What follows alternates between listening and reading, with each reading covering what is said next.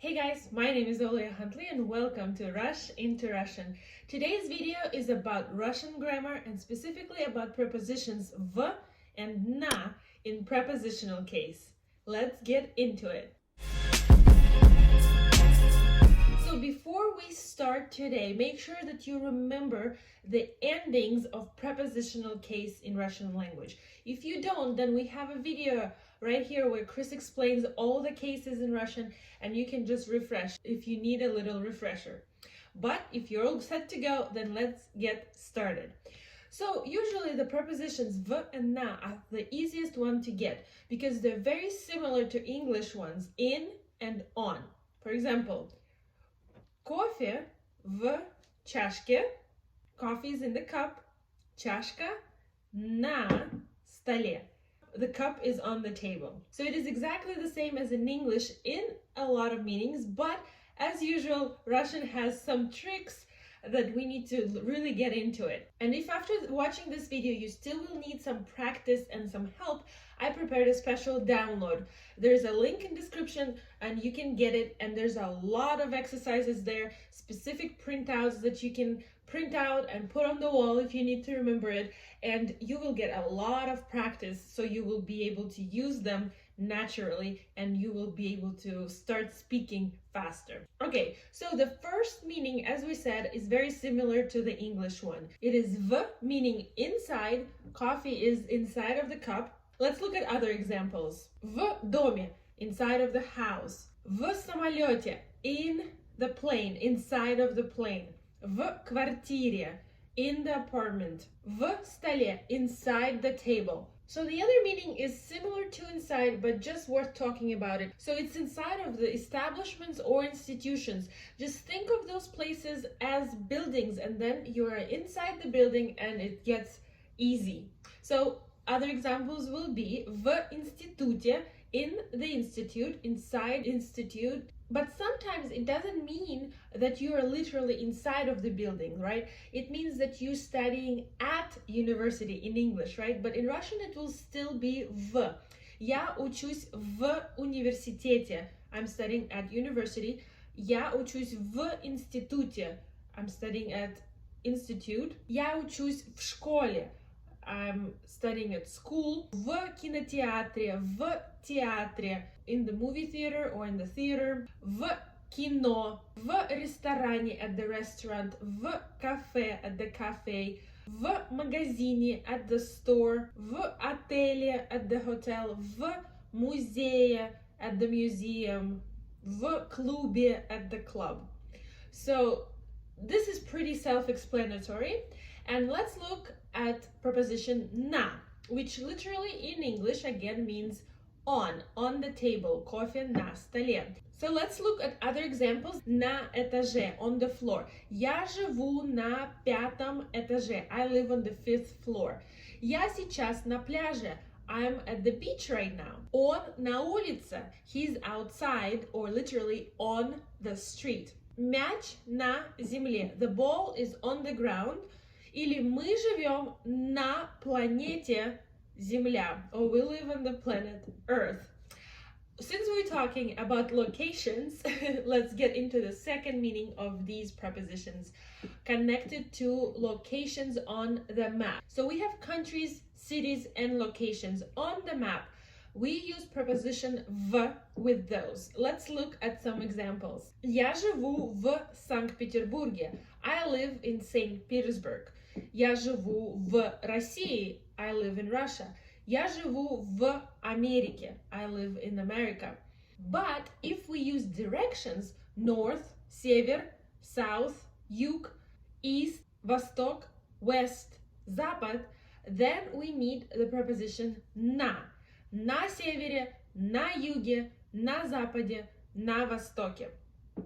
And it is very easy to remember. So if we're talking about location, city, town, country, it is very specific. If we're talking about directions, it's abstract because depending where you are, right? If you're in Russia, then what is to your west? So think about directions as abstract. Starts with A and preposition na has A. Abstract, na.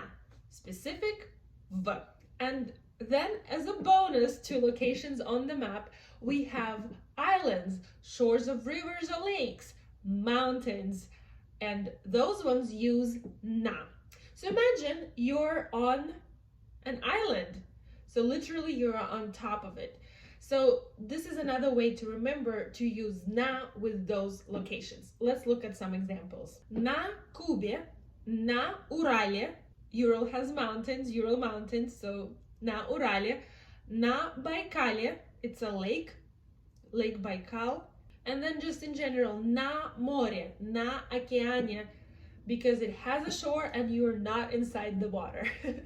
Okay, enough with locations. Let's look at another category. It is the use of prepositions v and na with the verb igrate, to play. So we use v with the verb to play if we are talking about sports. Играть в футбол, играть в баскетбол, играть в теннис, играть в хоккей, играть в пинг-понг, играть в гольф, играть в поло, играть в бильярд и, it's not a sport, but still, играть в карты, играть в покер, играть в blackjack. And then we have preposition na with the verb играть, and that one is used with musical instruments. So играть на фортепиано, играть на скрипке, играть на флейте, играть на гитаре, играть на саксофоне, играть на трубе, играть на аккордеоне. And Russian's personal favorite, which is not a musical instrument, but играть на нервах. That's when you're making somebody very nervous or annoyed. It's mostly like a joke, but people say it a lot. If you ask them, на чем ты играешь, it means what musical instrument do you play? You don't have to use any nouns or anything like that. The question to ask is на чем ты играешь? And a lot of times when a person doesn't play any musical instrument, the answer would be на нервах. And if you want to ask, what sports do you play? You don't have to add any nouns. You say, во что ты играешь? And that will be about sports. See how important it is to understand the right use of these prepositions. Okay, let's move on to the next category. They might be very intuitive to you or not, depending on what your first language is. The next category is v with social groups. For example, в семье, in the family, в классе, in the grade or school class, в группе, in the group. Я играю в группе. Я играю на гитаре в группе. Я учусь в 7 классе.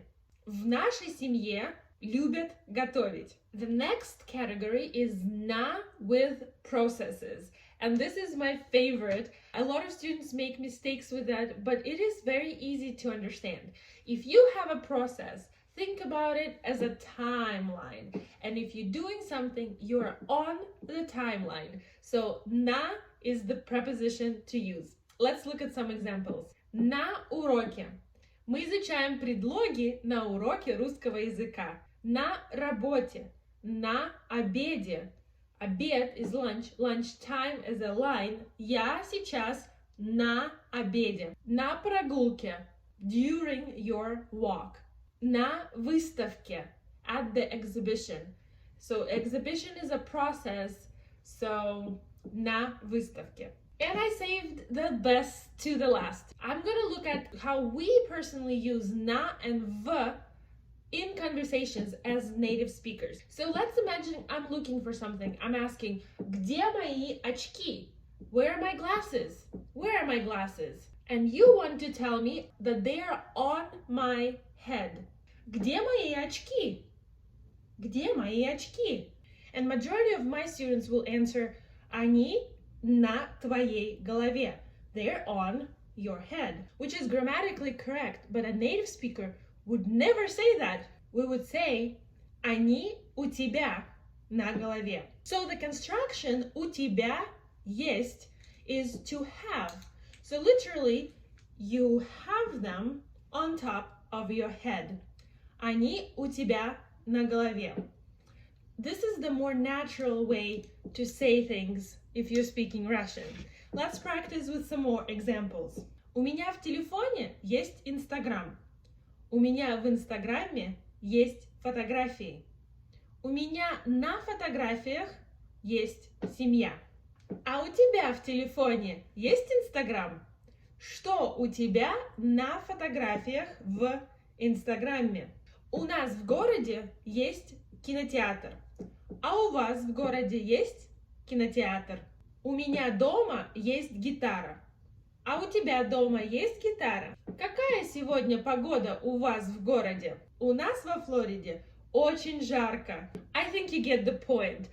And the last thing that is, of course, I can't not tell you that there are some words that are just exceptions and you have to memorize them. Part of them is connected to the preposition v, and they end on u. So if usually in prepositional case the nouns will end on ye, these ones will end on u, and they're just exceptions. And you will see them right here on the screen, and you just have to memorize them. And the second part is the short list with preposition na, and you just will have to memorize those too. Okay, so this is it for today. I hope you found it useful. If you did, we have a lot more grammar videos on our channel. Don't forget to click subscribe and follow our channel to see more videos coming every week. And if you want more practice with this lesson, if you want specific exercises and you want to check yourself if you're doing it correctly, then in the link down below you will find our download with a lot of exercises, a lot of chances to practice, and you will feel much more confident about using these prepositions. Thank you so much for watching, and I will see you in the next lesson. Bye-bye.